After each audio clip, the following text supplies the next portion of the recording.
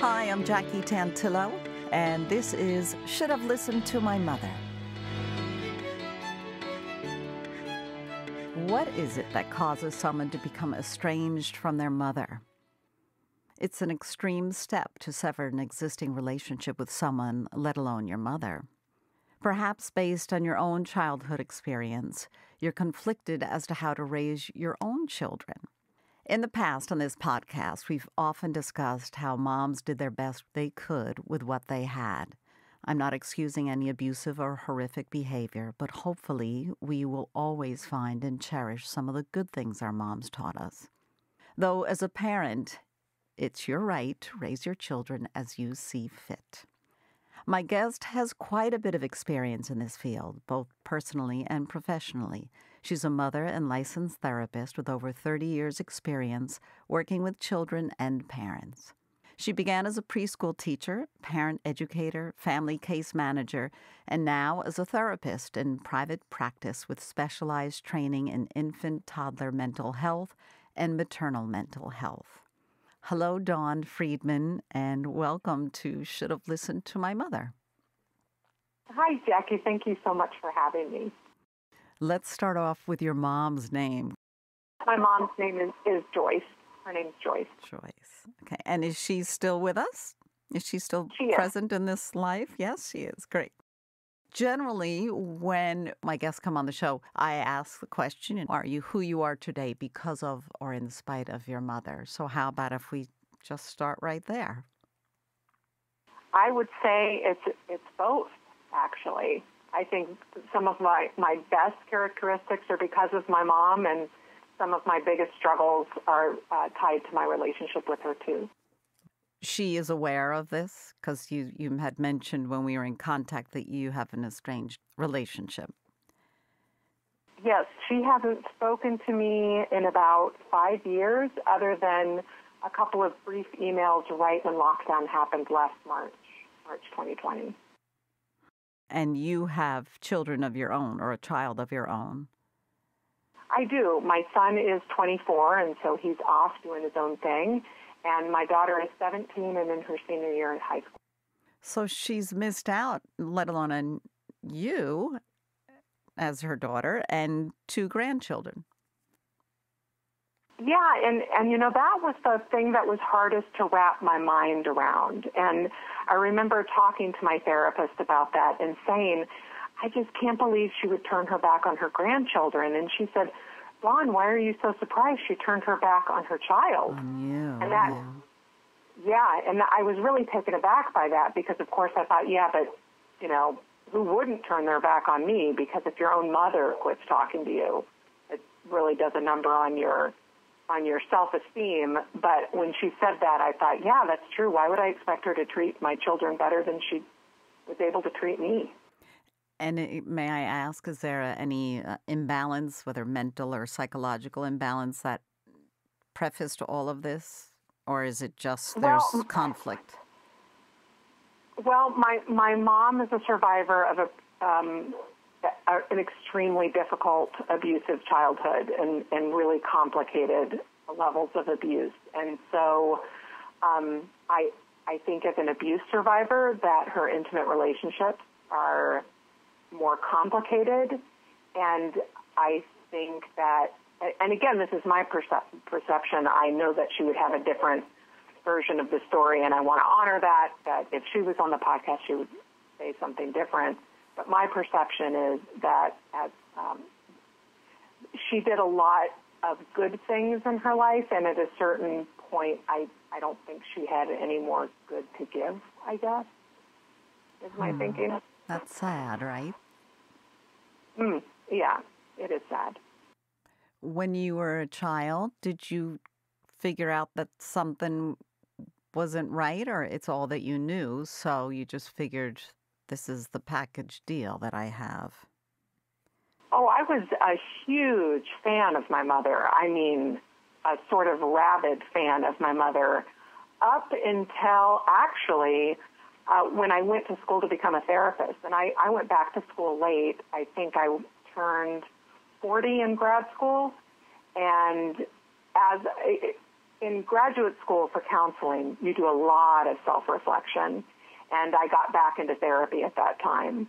And then I had a supervisor that, as a student for my internship, that I was just terrified of. And I realized she reminded me of my mother. And so I knew I had to unpack some of that. And it was really, that was when I started confronting that I had more complicated feelings about my mom. Ultimately, she's the one who quit speaking to me. I continue to send her cards. I don't send them for Mother's Day anymore, but because Mother's Day is a tough day, and I just have decided not to do that. But I send her a card every year for her birthday. I make a donation in her name for a charity that I know that she would support. And I did reach out at the beginning of the pandemic to check in on her. So it's not that I'm against having a relationship with her. It's that I have set things in place for the kind of relationship I would like to have with her, and that's not something she wants to do with me. So I guess in short, I didn't realize when I was a kid. Now I can look back and go, oh, there were some messed up things going on. But it was nothing, she was never physically abusive. And I know she was very proud of that because she was a survivor of physical abuse. And it was only later that I realized that some of the things that she said and did were emotionally abusive. I do believe she did the best she could. And, you know, I honor that she did break the cycle in some ways with her family. And that's the part that those good parts, that strength, that's what I carry with me. But I want to do better than her. And that hurt her feelings, I think.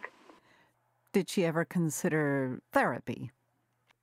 She did go to therapy, yeah, and she stopped going to therapy when the therapist said, okay, well, now we need to talk about your childhood, because my mother, she felt she had overcome her childhood, so I knew about it growing up. I knew what things were like for her as a child. I remember because I had just finished A Little Princess, that book, A Little Princess, and I was, I don't know, maybe 7 or 8, and I came downstairs and told my mom, oh, I wish I was poor and unappreciated so I could be like Sarah Crew. And my mom said, let me tell you about being poor and knocked around. And so that was when I first learned about it. As I got older, she told me more. And she would get together with her sisters sometimes, and they would talk about what they'd been through, and they would laugh about it the way that trauma survivors sometimes do. So the details of it I didn't always know until I was older, but she was always honest about what she'd been through as a child. Was she in a long-term relationship with your father? They were married 16 years. It wasn't a great marriage. I'm not even sure if it was a good marriage. And then what got her into therapy is that for a while, when I was a teenager, her boyfriend lived with us, and he was an alcoholic. So when they broke up, that's actually why she went to therapy. And she did not marry an abuser, did she? No, her father was very physically abusive. She's the middle of 5 kids, and he knocks the hell out of them and out of their mom. I recently was talking to a cousin who's been doing some genealogy research, and she came across 2 newspaper articles about my mom's family and what they'd been through. And you think, you know, back then, to end up in the newspaper for child abuse, it was that bad. You know, she was removed from care at one point, and her father died when she was 14. He was an alcoholic, and she was on and off estranged from her own mother and her siblings. Oh my gosh, that's terrible. Yeah, I'm so sorry. Yeah, it's pretty terrible. This is a lot to take in. So you said your father was not an abuser, because often one who is a survivor continues the tradition, correct? Yeah, no, but like I said, you know, he was not. He traveled a lot and he wasn't around very much, but he was not and has never been an abusive man. Well, that's good. So she definitely is breaking that chain, because often it takes generations in order to break that chain. Yes, and that really is. I'm very proud of her for that, and I'm appreciative of it, because I know it wasn't easy for her to do that. And the reason that she broke up with her boyfriend is he pushed her across the room. That was it. She threw him out. So, you know, she's a really strong person. Yeah, that takes a lot. Oh, my gosh. That I would imagine that has a traumatic effect on you, takes you right back to your childhood if someone as an adult then takes advantage of you. Yeah. But like I said, she immediately kicked him out. She got into therapy. That's impressive. She's an impressive in a lot of ways. So, but she never said to you, beware, because this is in our past. Did she ever give you advice as to who you were dating or thinking of marrying? Yes, she did. But she didn't trust men in general, and so I didn't get great messages about what men are capable of. You know, I got a lot of warnings, but not a lot of, she didn't know any good men, and so that's actually one of the things we struggled with. Is my husband is a really good guy. I mean, he's a really wonderful, sweet guy, and she used to tell me all the time she didn't think our marriage would last because she thought I would get tired of him. And she said that once in front of the kids.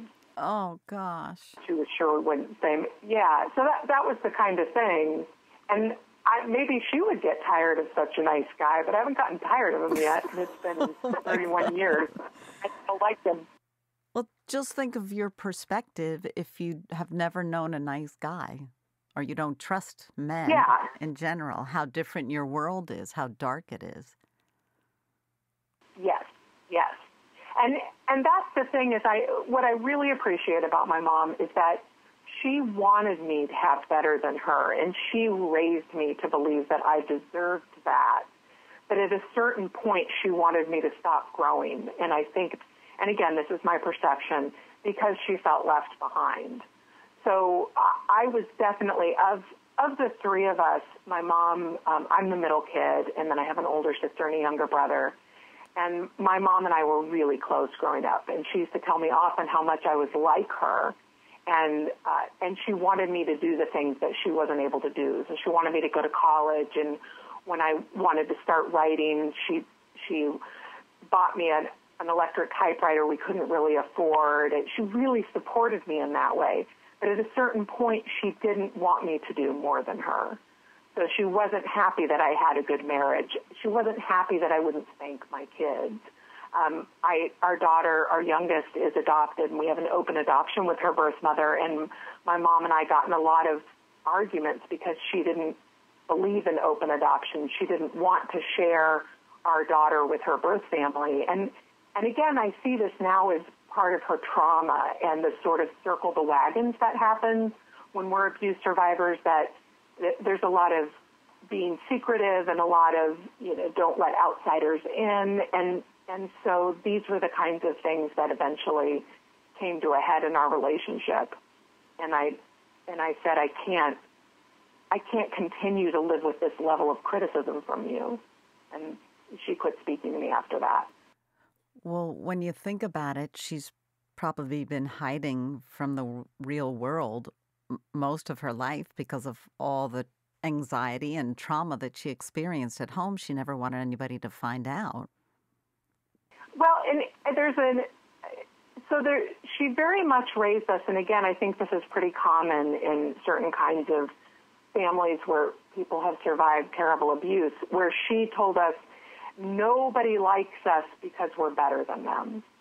So the thing that she told me when I was a child, which this is the kind of thing that as a child it didn't strike me as wrong, it's only as adult, she would tell me all the time, people don't like you, Dawn, because you're too smart. You're better than them, and that threatens them, and that's why people don't like you. And so I grew up believing that I was both better than other people and also not as good as other people.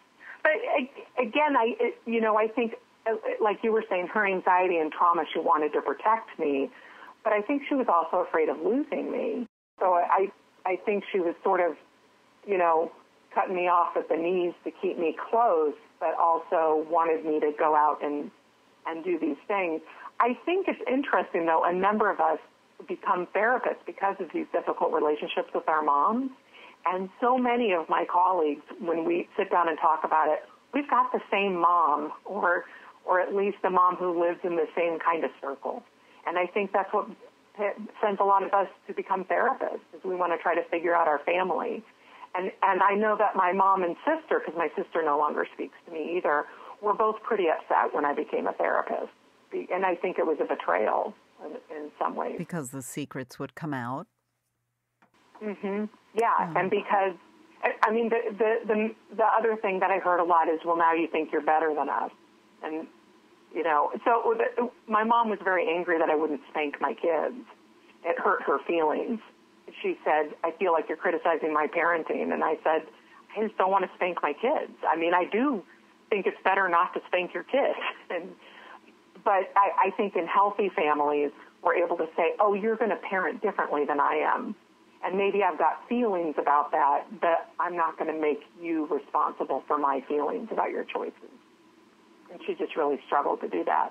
Wow, this is like, I want to teach you and enable you to do everything, to do a different path than I had, and yet I don't want you to leave me because she's kind of got that hook in you because it makes her feel better if you're nearby. Wow, these layers are crazy. Yeah. That's a mouthful of stuff. Your siblings, one sibling you don't talk to either, your sister, because you became a therapist, and your other sibling? Yeah, my younger brother, he does not. So my sister and mom live here in town. My brother does not live here in town, and he just stays out of all of it. He talks to everybody in the family, and he just stays out of it. Well, he probably had a different relationship with your mom than you and your older sister did too, right? Birth order. Oh, yeah, definitely. Mm-hmm. And he's Birth a boy. order and being the only son. Yeah. Yes. So you are a licensed therapist in the state of Ohio. Yes. And is that where you grew up? We moved here when I was about 8, so pretty much. Before that, where were you living? So I was born in California, then we moved to Boston, then to Richmond, then back to California and Sacramento, then to Chicago, and then here. Wow. My dad was in sales, and every time he'd get a promotion, we'd move. How did your mom do with all that moving around? She did not care for it. Yeah, she did not. She didn't like it, and so we were going to move again when we lived in Ohio, and she told him, "I'm not moving again. You can leave me, but I'm not taking the kids out of school and starting them over again." And so he turned down that move, but they got divorced a few years later. I'm not sure about the timeline of that, but so they got divorced when I was 11 or 12. Did that add to your mom's instability? You know, at the time, I thought, I still see it as it was a pretty heroic decision that she did that, because my dad would never have left her. And she, from the outside, was a comfortable housewife. My dad made good money. We lived in a very nice neighborhood. And so her decision to leave him, she framed as a very brave one, but I also think it was a very brave one. So instead of alimony, she asked him to pay for her certification. She went to a tech school to get a degree in some kind of software programming and went out to work for the first time since she had been a young woman, and held on to the house because she didn't want to uproot us kids. And she was kind of a pariah in the neighborhood, in part because she was a very attractive single mom, and I think that was threatening. And also she was a pretty difficult person, and I mean, I'd love to have the neighbor's perspective about it. But, so she was happy for the first time. She was very depressed when I was a kid, and you and I talked about, I had a hard time finding pictures of her because she was the person taking the pictures. But also she was depressed through most of my childhood. I can remember right before the divorce, I would come home from school and she would wake up and get us out the door to school and then go back to bed. And then when we would come home from school, we would wake her up, and she would wake up long enough to tell us what time we had to be home for dinner. She would go back to sleep until it was dinner time. She was just incredibly depressed. And after she left my dad and got a job, she was happy. So that was kind of great to see, really. Wow. So she didn't she never had higher education when she was younger. And she went back to school? No. That was the agreement for the divorce. She went back to school then? Yeah, my dad, she said, and I won't take alimony if you'll pay for me to go to, I can't remember the name of the school now, but it was a computer college, so she got a certification program. She must be really smart. She is very smart. Oh, my gosh. Yeah. Smart in many ways, because that was a brilliant proposal on her part to do that, to start her life over again. Mm-hmm. And then you said she was happy. Oh, boy. Yeah, so you can see why I am both a fan of my mother and I also can't have a relationship with her. That both of those things can be true. If your phone rang and you said hello and it was your mom on the other end, what would you say to her? Well, that would never happen. Okay, theoretically. So I can't even imagine it. Well, so at the beginning of COVID, I sent her a card that said, I'm thinking of you and I hope you're staying safe.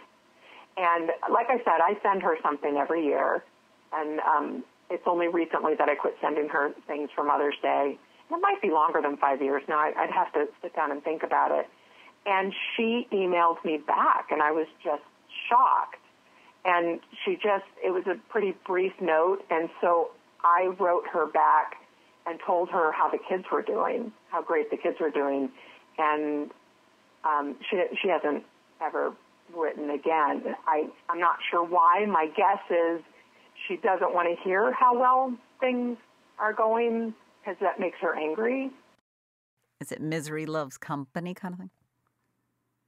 Yeah, maybe. Or I don't know, because it's about our grandkids and how well they were doing, but I haven't heard from her again since.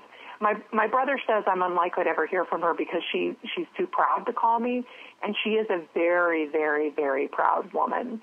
And I think that doing things like this, not that I don't think she follows me on social media or anything. She might, though. And I'm pretty open about the state of our relationship, and I recognize that doing that is kind of a nail in the coffin, because it's speaking secrets, and it's saying what I think is happening, and, you know. How old is your mom now? She's in her mid-70s. So she's very young. Is she active? Is she healthy? I am you not have no sure. idea. I don't know. Sorry, that's a silly question. No. Well, when she retired a little bit before we quit speaking, and I think she was walking regularly then. I mean, I tell you what, the women in my mom's family are long-lived. So her own mother lived into her 90s. So I'm expecting Joyce will be kicking around for another couple decades. Well, I hope that she can someday find that light, you know. That I hope so too. She has plenty to be proud of. You said she's prideful, correct? She has done amazing things, right? So I think so. I hope that she can, I guess, is it love herself more? Is that what she's missing? I think so, but that would make her very angry if you said that. Oh, my gosh. Do you think she'll ever listen to this podcast? I can't. I don't know, because, again, I don't know how much she follows me on social media or anything. We're not Facebook friends or anything. Right. It's easy to find my Instagram and things. But she's also, when she cuts a person off, she cuts a person off. Right. So. But it's only hurting herself, unfortunately. So I'm going to say, Joyce, if you ever hear this, if you're listening, it would be wonderful for Dawn and her family, your grandchildren, and Dawn's wonderful husband to have you in their lives. How's that? We'll just send that out to the universe and see what happens. I love that. Thank you. You've had this experience as a child. You've gone into this industry of helping others. Do you have one particular thing that you're most proud of? Oh, gosh. I'm awfully proud of my kids, but I don't take much credit for that. I take a little bit of credit. Why not? Like, I knew enough to get out of their way. Why don't you take credit for that? Well, I take credit, like I said, for getting out of their way, because I think the best thing we can do as parents is to really let our kids be who they're going to be. I feel really lucky that my first child, my son, was incredibly independent and wouldn't have let me control him if I had tried, like very quickly, like let me be my own person. And I am proud that I've been able to do that. They're really great kids. Well, I think you had a little bit to do with it. Just a little bit. And you also mentioned to me before we started to record this interview, your childanxietysupport.com site that you have. Yes, and that's a membership program for parents who are parenting anxious kids. And because I always say my favorite client to work with is a struggling mother, because I've been there and I get that. I really have a heart for struggling moms, and I have a particular interest in parents like me who maybe go overboard in their parenting because they're trying to correct generational patterns, who are maybe trying to heal generational trauma through their own parenting. And so that maybe we are a little too hard on ourselves, a little too intense. And ironically, sometimes that leads to an environment where anxiety continues to grow. Because if you got an anxious kid and you parent a little too intensely, I'm not about parent blame. It's not a parent's fault. It's just that sometimes then people get stuck in that anxiety. I saw that you said once, I always used to say that every child I see in my office is either anxious or angry, and all the angry ones are really anxious. There's a lot of anxiety in this world for kids these days, isn't there? Oh, my gosh. And certainly COVID has not made that better. It sure is a struggle right now. Dawn Friedman, it's such a pleasure to meet you and to speak with you, and thank you for sharing the tough relationship that you have with your mom. It certainly is a bundle full of mixed emotions. So thank you for being open and sharing. Well, and thank you so much for giving me the chance to talk not just about the struggles I've had with my mom but also to make clear that she's an impressive person, too. I appreciate getting to talk about those bright sides of my mom, too. Absolutely. That's what we have to concentrate on. I'm a mom, and I know I've made mistakes, but I hope there's a couple of attributes in there, too, you know? It's a learning process. Dawn Friedman, I'm so pleased to have had you on the show. I'm Jackie Tantillo, and we will be back next week with another episode of Should Have Listened to My Mother.